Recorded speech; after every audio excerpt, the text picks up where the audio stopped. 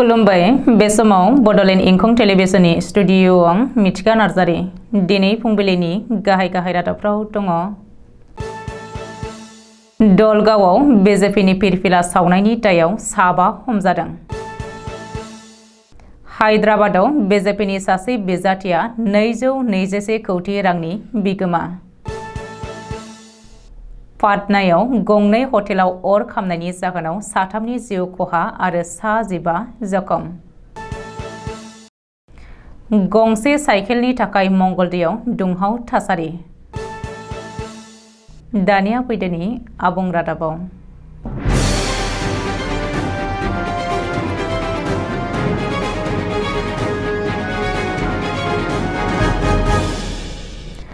दरं जिल्लानि दलगावआव बिजेपिनि लकसभा बिजाथि दिलीप शइकियानि जानानै बाइक रेली खालामखांनायनि उनाव बिजेपिनि हेफाजाबगिरि 7 सुबुङा बाइकआव थाव सोनो रां मोनैनि थाखाय खुद्रिनानै बिजेपि दोलोनि फिरफिला सावनायनि दायाव पुलिसजों एरेस्ट खालामजादों।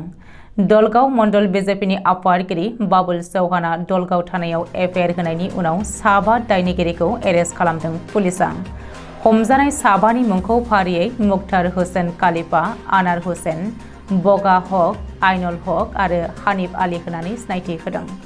मख'नो गोनांदि दिलीप शइकियानि थाखाय सुबुं गौमा खुंनायाव बाहागो लानो गिबि मन्त्रि डक्टर हिमन्त बिश्व शर्माया बुधबार खालि बाहागो लाहैदोंमोन।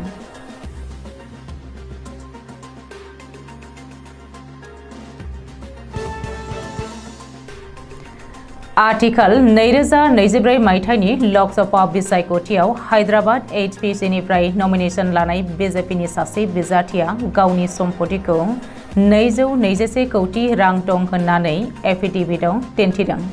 बिजेपिनि बिजाथि माधबी लताया गावनि फिसाय कामपेला बिश्वनाथ आरो गावनि गासै 221 कौटि रां दिन्थिदों। बेनि गेजेराव सेविंस बैंक एकाउन्टआव 55.91 कौटि आरो दोरद जानाय धोन 165.46 दं होननानै फोरमायथिदों गावनि शपथनामायाव। बिहारनि राजथावनि पाटना नोगोराव गंनै हटेलाव हरखाबै अर खामनायनि जाहोनाव 3 सुबुङा खामथारजादों आरो 15 जखम जादों। पाटना रेलवे स्टेशननि साखाथियाव हटेल पाल आरो हटेल अमित HD मुंनि हटेला हरखाबै अर खामनायनि जाहोनाव सयहांगार जालांदों। पाटनानि SP राजीव मिश्राया खौरांगिरिनि सिगाङाव बुंथिनाय बायदिब्ला हटेल पालाव सासे आरो हटेल अमित HDआव 2नि खामथारजानाय गोथै सह मोन्दों आरो गुबुन जोखोम जानाय 15खौ पाटना मेडिकेल कलेज देहा फाहामसालियाव दैथायहरनाय जाबाय। उननि समाव गासै गं 8 अर खोमोरग्रा दमखल गारिजों अरखौ खोमोरनो हादोंमोन।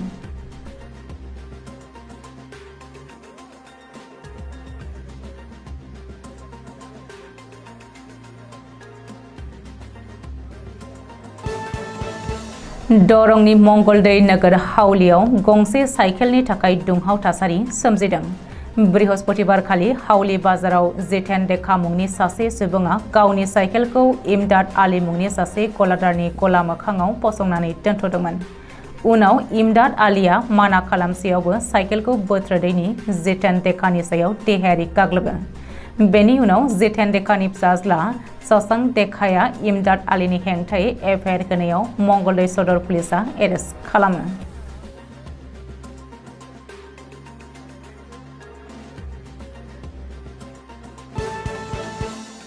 दिनै फुंबिलिनि रादाबा एसेनोसै।